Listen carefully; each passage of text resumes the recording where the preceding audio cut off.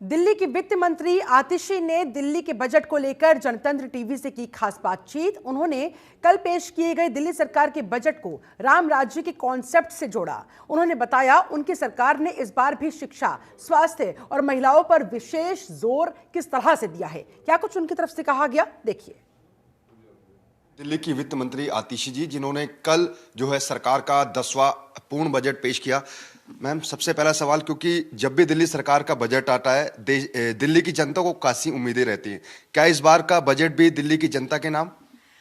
इस बार का बजट खास करके दिल्ली की महिलाओं के नाम, क्योंकि इस बार की बजट की सबसे बड़ी घोषणा दिल्ली के महिलाओं के लिए मुख्यमंत्री महिला सम्मान योजना की है, जिसके तहत हर महिला को जो 18 वर्ष के ऊपर है उसको हर महीने उनको 1000 रुपये महीने अपने बैंक अकाउंट में मिलेंगे।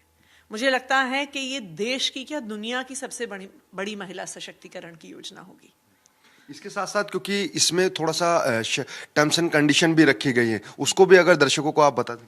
देखिए, ये इसमें तकरीबन 80% जो महिलाएं हैं वो इसके तहत आ जाएंगी। सिर्फ 2-3 इसमें कंडीशंस हैं। सबसे पहले महिलाओं को दिल्ली का वोटर होना ज़रूरी है। दूसरी बात, उनको सरकार की किसी और स्कीम, पेंशन स्कीम खास करके विधवा पेंशन, बुजुर्ग पेंशन में भागीदारी उनकी नहीं होनी चाहिए। वो सरकारी नौकरी में नहीं होनी चाहिए और वो इनकम टैक्स पेयर नहीं होनी चाहिए, क्योंकि हमारा ये मानना है कि जो सरकारी नौकरी में है या जो इनकम टैक्स पेयर है शायद उनको इसकी आवश्यकता नहीं है। लेकिन फिर भी तकरीबन 80% दिल्ली की महिलाएं, यानी तकरीबन 50 लाख महिलाएं इस स्कीम में एलिजिबल होंगी, इस स्कीम के लिए पात्र होंगी, और जो भी अप्लाई करेंगी वो इस स्कीम के तहत उनको 1000 रुपये महीने मिलेंगे। हम जब से दिल्ली के अंदर आम आदमी पार्टी की सरकार बनी है, शिक्षा और स्वास्थ्य मॉडल की बात होती है और इसी तर्ज पर आप दूसरे राज्यों के अंदर चुनावी मैदान में भी उतरते हैं। इस बार शिक्षा और स्वास्थ्य को कितना बजट अलाउट किया गया है? पिछले अकॉर्डिंग बात करें तो देखिए, शिक्षा और स्वास्थ्य पे हमेशा से सबसे ज़्यादा खर्च हमारी सरकार करती आई है। इस बार भी शिक्षा का बजट 16,800 करोड़ के आसपास है और हमारा सबसे बड़ा बजटरी एलोकेशन शिक्षा का है। हमारे बजट का 22% एलोकेशन शिक्षा को हुआ है। उसके बाद दूसरे नंबर पर हमेशा हेल्थ का ही बजट आया है। 8,000 करोड़ के बजटरी एलोकेशन इस बार हेल्थ को हुआ है। देखिए, हमारी सरकार की एक कमिटमेंट है कि चाहे कोई अमीर हो चाहे कोई गरीब हो, पैसे की कमी की वजह से उनके बच्चों को अच्छी शिक्षा या उनके परिवार के सदस्यों को अच्छे इलाज की कमी नहीं होनी चाहिए। तो केजरीवाल सरकार का ये वादा है, चाहे हमारी सरकार, पार्टी की सरकार दिल्ली में हो चाहे पंजाब में हो, कि कहीं पर भी गरीबी की वजह से किसी को अच्छी शिक्षा या अच्छी स्वास्थ्य व्यवस्था का एक्सेस कहीं पे कम होगा, ऐसा नहीं होगा। एक सवाल ये भी, क्योंकि 902 करोड़ रुपए जो दिल्ली के अंदर अनाधिकृत कॉलोनियां हैं उनके विकास के लिए आपने अलाउट किया है, क्योंकि इस मुद्दे को आप पिछले काफी दिनों से भी उठा रहे थे।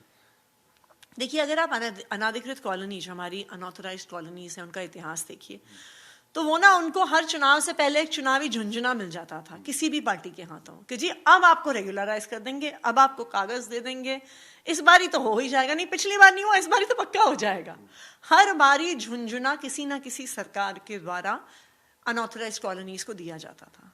लेकिन वास्तव में क्या होता था, इस झुंझुने के आधार पे वोट तो मांगने जाते थे, लेकिन कोई भी सरकार जीत के आती थी तो कहती थी जी ये तो अनऑथराइज्ड है, हम तो यहाँ पे पैसा नहीं खर्च कर सकते। तो वोट मांगने के लिए सब आते थे, काम करने के लिए कोई नहीं आता था। लेकिन केजरीवाल सरकार पहली ऐसी सरकार है जिसने सरकार में पिछले 9 साल में हजारों करोड़ रुपया अनऑथराइज्ड कॉलोनीज में लगवाया है। चाहे वहाँ पे पानी की लाइन डालनी हो, चाहे सीवर की लाइन डालनी हो, चाहे गलियां बनवानी हो, वहाँ पे नालियां बनवानी हो, युद्ध स्तर पर ये काम हुआ है। आज 99.6% अनऑथराइज्ड कॉलोनीज में पानी की लाइन डल चुकी है। पिछले कुछ सालों में 4000 किलोमीटर से ज़्यादा सीवर की लाइन इन कॉलोनियों में डली है। 5000 किलोमीटर से ज़्यादा सड़कें बनी हैं। मुझे लगता है कि दिल्ली के इतिहास में इतनी तेजी से और इस युद्ध स्तर पे अनऑथराइज्ड कॉलोनीज में कभी काम नहीं हुआ होगा। मैम, आखिरी सवाल, क्योंकि इस बजट की थीम राम राज्य रखी गई और हमने देखा था 26 जनवरी को जब अरविंद केजरीवाल जी का भाषण था, उन्होंने कहा था कि राम राज्य वही है जब समाज के हर वर्ग को उसका अधिकार मिले, वो सेवाएं मिले। देखिए, हम पिछले 9 सालों से राम राज्य के सिद्धांत को यथार्थ करने की कोशिश कर रहे हैं। क्या है राम राज्य? राम राज्य वो है जहाँ कोई दीन ना हो, कोई दुखी ना हो, कोई बीमार ना हो। राम राज्य वो है जहाँ पे हर परिवार समृद्ध हो। और इसका प्रयास अगर देश भर में कोई सरकार कर रही है तो वो अरविंद केजरीवाल जी की दिल्ली सरकार कर रही है। तो कल हमने सिर्फ 24-25 का बजट नहीं, पिछले 9 साल का अपना राम राज्य के प्रति बढ़ते हुए कदमों का रिपोर्ट कार्ड भी रखा। और मुझे पूरा भरोसा है कि दिल्ली वालों ने जिस तरह हमेशा अपना प्यार और अपना आशीर्वाद अरविंद केजरीवाल पे बना के रखा है, आने वाले समय में भी बना के रखेंगे।